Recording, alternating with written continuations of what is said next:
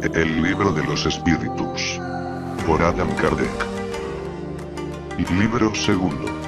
Mundo espírita o de los espíritus. Capítulo segundo.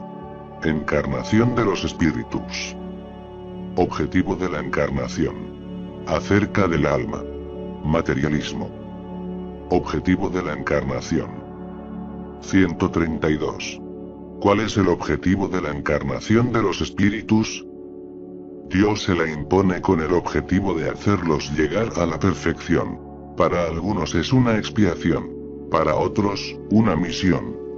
No obstante, para alcanzar esa perfección deben sufrir todas las vicisitudes de la existencia corporal. En eso consiste la expiación.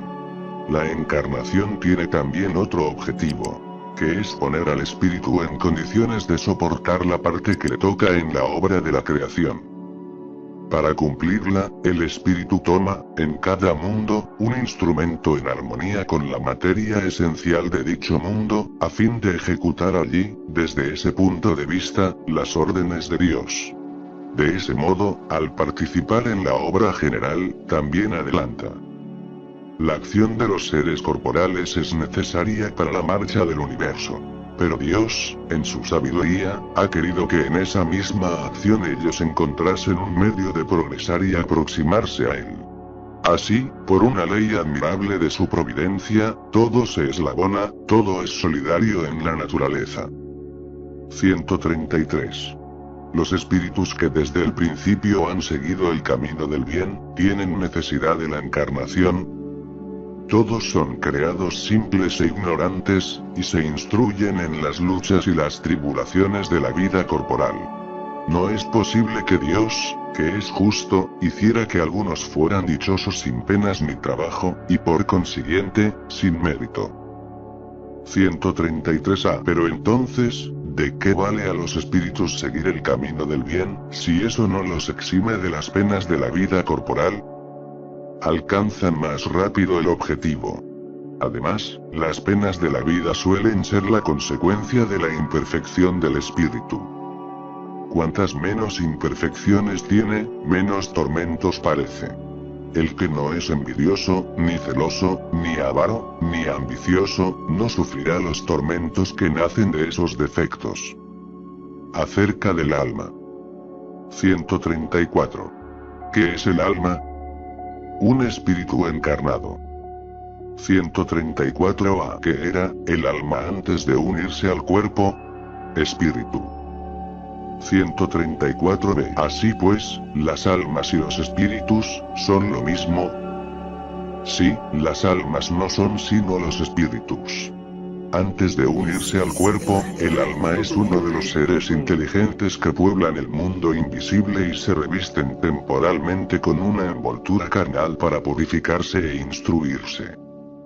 135. ¿Hay en el hombre alguna otra cosa además del alma y el cuerpo? El lazo que une el alma al cuerpo. 135a. ¿Cuál es la naturaleza de ese lazo? Semimaterial, es decir, intermediaria entre el espíritu y el cuerpo. Es preciso que sea así para que ambos puedan comunicarse. Por medio de ese lazo el espíritu actúa sobre la materia, y viceversa. De este modo, el hombre está formado por tres partes esenciales. 1. El cuerpo o ser material, análogo al de los animales y animado por el mismo principio vital.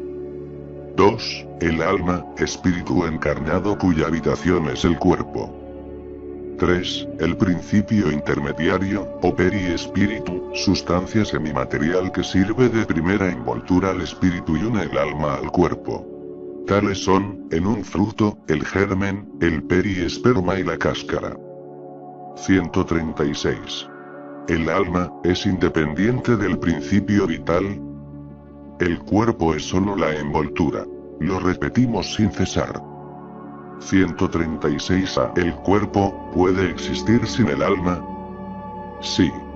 Sin embargo, tan pronto como el cuerpo deja de vivir, el alma lo abandona. Antes del nacimiento, no hay todavía una unión definitiva entre el alma y el cuerpo. Mientras que, después de que esa unión se ha establecido, la muerte del cuerpo rompe los lazos que lo unen al alma, y ésta lo abandona. La vida orgánica puede animar un cuerpo sin alma, pero el alma no puede habitar en un cuerpo privado de vida orgánica. 136b. ¿Qué sería nuestro cuerpo si no tuviese alma? Una masa de carne sin inteligencia.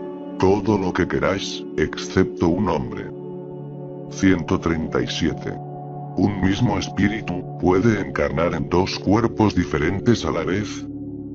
No, el espíritu es indivisible y no puede animar simultáneamente a dos seres diferentes, véase, en el libro de los mediums, el capítulo Bicorporeidad y Transfiguración. 138. ¿Qué pensar de la opinión de los que consideran al alma como el principio de la vida material? Es una cuestión de palabras, en la que no nos detenemos. Comenzad por poneros de acuerdo vosotros mismos. 139. Algunos espíritus, y antes que ellos algunos filósofos, han definido al alma como una chispa anímica emanada del gran todo. ¿Cómo se explica esa contradicción? No existe tal contradicción. Todo depende de la acepción de las palabras. ¿Por qué no tenéis una palabra para cada cosa? La palabra alma es empleada para expresar cosas muy diferentes. Algunos llaman así al principio de la vida, y en esta acepción es exacto decir, en sentido figurado, que el alma es una chispa anímica emanada del gran todo. Estas últimas palabras se refieren a la fuente universal del principio vital, de la que cada ser absorbe una porción, y que vuelve a la masa después de la muerte.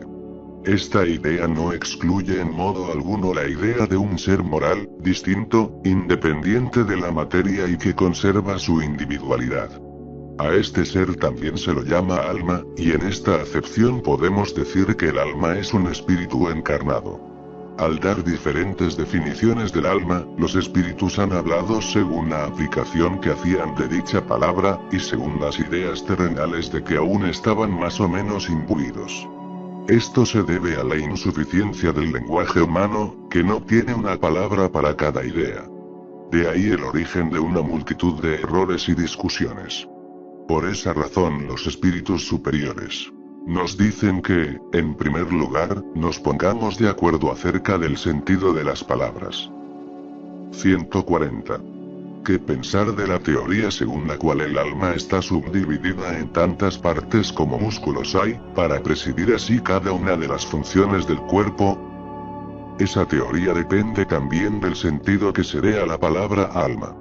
Si se refiere al fluido vital, es correcta. Si se refiere al espíritu encarnado, es errónea. Ya lo hemos dicho. El espíritu es indivisible. Transmite el movimiento a los órganos a través del fluido intermediario, sin por eso dividirse. 140. Sin embargo, hay espíritus que han dado esa definición. Los espíritus ignorantes pueden tomar el efecto por la causa. El alma actúa por intermedio de los órganos, y los órganos están animados por el fluido vital que se reparte entre ellos. Y con mayor abundancia en aquellos que son los centros o focos del movimiento. Pero esta explicación no corresponde al alma considerada como el espíritu que habita en el cuerpo durante la vida y lo deja cuando se produce la muerte. 141. ¿Hay algo de verdad en la opinión de quienes piensan que el alma es exterior al cuerpo y lo rodea? El alma no está encerrada en el cuerpo como el pájaro en una jaula, sino que irradia y se manifiesta por fuera como la luz a través de un farol, o como el sonido alrededor de un centro sonoro. En este sentido podemos decir que el alma es exterior, aunque no por eso es la envoltura del cuerpo. El alma tiene dos envolturas. La primera, sutil y ligera, es la que tú llamas periespíritu. La otra, densa, material y pesada, es el cuerpo. El alma es el centro de estas envolturas, como el germen en el carozo de una fruta. Ya lo hemos dicho. 142. ¿Qué decir de esa otra teoría según la cual el alma, en el niño, se completa en cada período de la vida? El espíritu es solo uno. Está tan entero en el niño como en el adulto. Los órganos, o instrumentos de las manifestaciones del alma, son los que se desarrollan y se completan. Otra vez se toma el efecto por la causa. 143. ¿Por qué los espíritus no definen al alma de la misma manera? Los espíritus no están instruidos por igual acerca de estas materias. Los hay que aún se encuentran limitados y no comprenden las cosas abstractas, como sucede a los niños entre vosotros. También hay espíritus pseudocientíficos, que hacen alarde de palabras para imponerse, así como algunas personas entre vosotros. Además, los propios espíritus instruidos pueden darse a entender por medio de términos diferentes que en el fondo tienen el mismo valor. Sobre todo cuando se trata de cosas que vuestro lenguaje es incapaz de expresar con claridad. Entonces recurren a figuras y comparaciones que vosotros tomáis por la realidad. 144. ¿Qué debemos entender por el alma del mundo? Es el principio universal de la vida y de la inteligencia, de donde nacen las individualidades. Pero quienes se valen de esas palabras a menudo no se comprenden a sí mismos. La palabra alma es tan elástica que cada uno la interpreta conforme al capricho de sus fantasías. A veces también se le ha atribuido un alma a la tierra, en cuyo caso es preciso entender por alma el conjunto de espíritus abnegados que guían vuestras acciones por el camino del bien. En caso de que los escuchéis, y que en cierto modo son los lugartenientes de Dios en vuestro mundo. 145. ¿Cómo se explica que tantos filósofos, antiguos y modernos, hayan discutido durante tanto tiempo acerca de la ciencia psicológica sin haber llegado a la verdad? Esos hombres fueron los precursores de la doctrina espírita eterna. Prepararon el camino. Eran hombres, y como tales, se equivocaron a veces, porque confundieron sus propias ideas con la luz. Sin embargo, incluso sus errores sirven para hacer resaltar la verdad, pues muestran el pro y el contra. Por otra parte, entre esos errores se encuentran grandes verdades que un estudio comparativo os permite comprender. 146. El alma tiene en el cuerpo una sede determinada y circunscrita. No, pero en los grandes genios, en los que piensan mucho, reside más particularmente en la cabeza. Y en el corazón en los que poseen sentimientos elevados y cuyas acciones benefician a la humanidad. 146. ¿A qué pensar de la opinión de quienes sitúan al alma en un centro vital? Se refieren a que el espíritu habita más bien en esa parte de vuestra organización, puesto que allí confluyen todas las sensaciones. Los que sitúan el alma en lo que consideran el centro de la vitalidad, la confunden con el fluido o principio vital.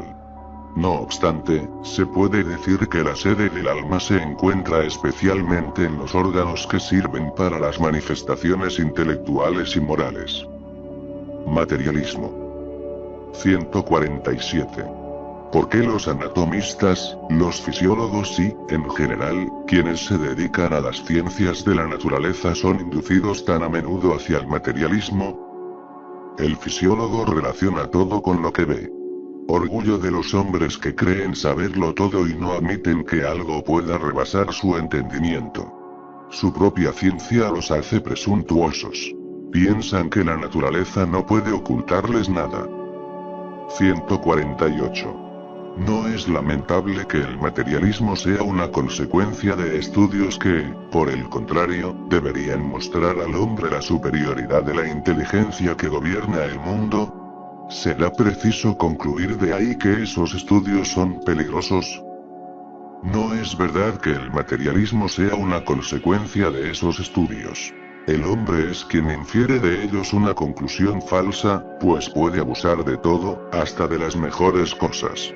Por otra parte, la nada los asusta más de lo que tratan de aparentar. Los espíritus fuertes suelen ser más fanfarrones que valientes. La mayoría de ellos solo son materialistas porque no tienen nada con que llenar ese vacío. Ante el abismo que se abre a sus pies, mostradles una tabla de salvación y de inmediato se aferrarán a ella.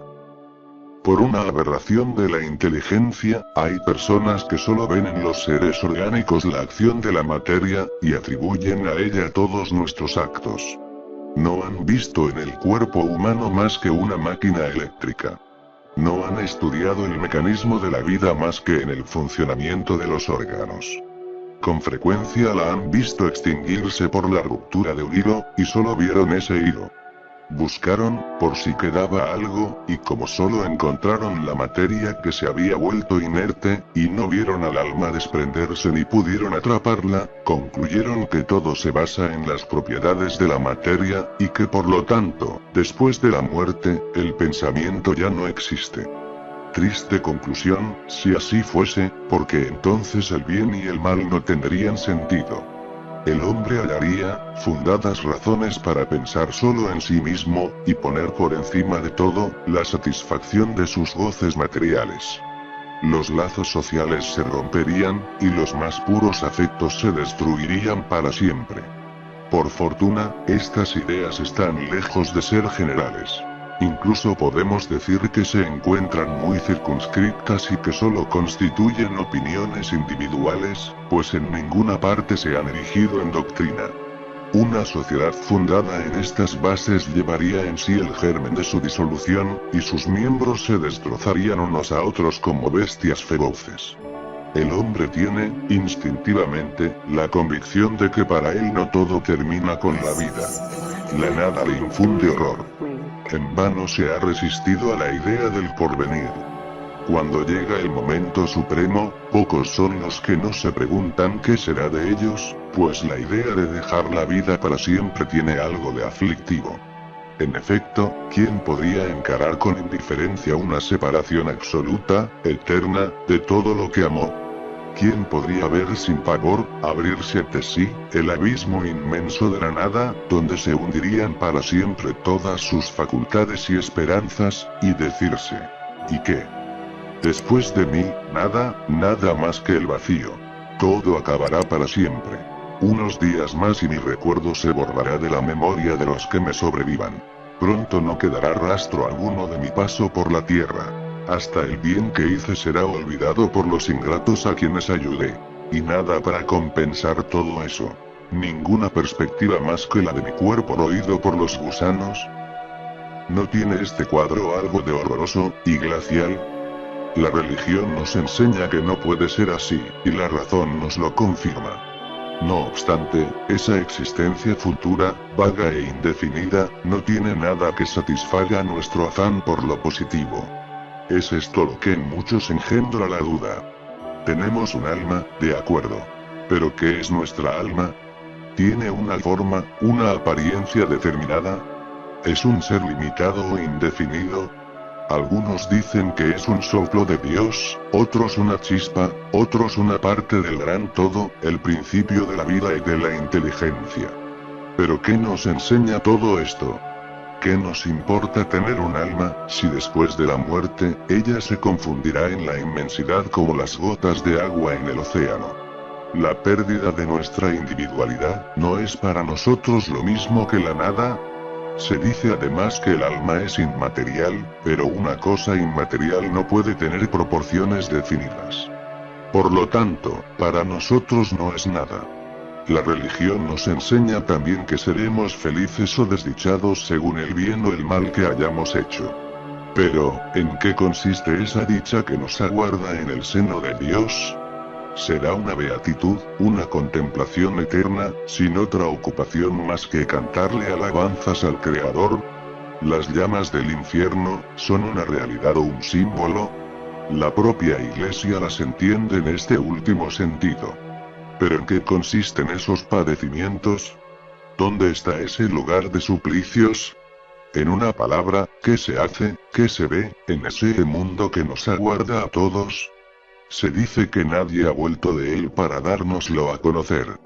Eso es un error, y la misión del espiritismo consiste precisamente en instruirnos acerca de ese porvenir, en mostrárnoslo, haciendo que hasta cierto punto lo palpemos y lo veamos, ya no mediante el razonamiento, sino con los hechos.